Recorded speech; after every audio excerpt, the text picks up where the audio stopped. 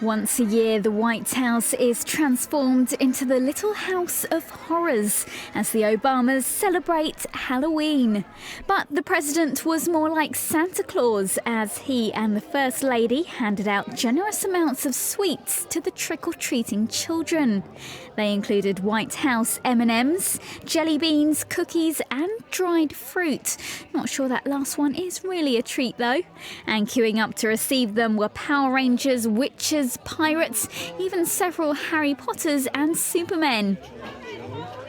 The children and their families spoke briefly to the Obamas as they were ushered through, many parents trying desperately to snap pictures.